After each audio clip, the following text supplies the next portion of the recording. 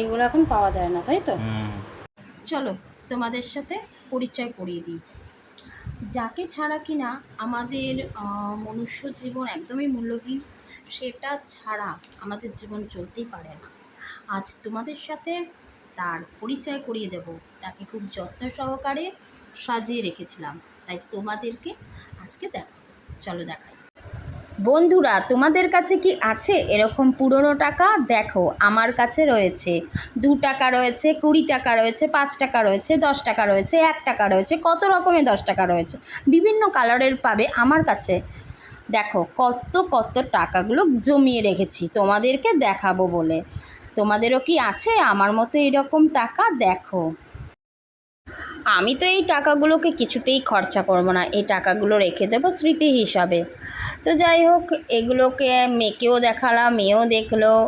আগের কিছু কিছু পুরনো টাকা, এগুলো তো এখন দেখাই যায় না, তবে হ্যাঁ 10 টাকাটা থাকবে, 10 টাকাটা তো এখনও চলে।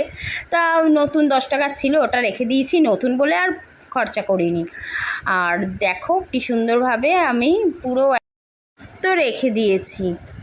আমার কাছে কয়েনও আছে, কয়েনও তোমাদেরকে একদিন দেখাবো।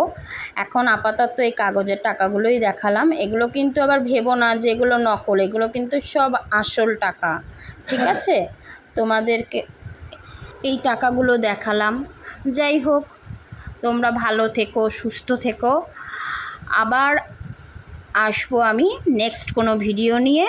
আর এই ভিডিওটি যদি ভালো লাগে লাইক কমেন্ট শেয়ার করে দিও। ওকে, টাটা।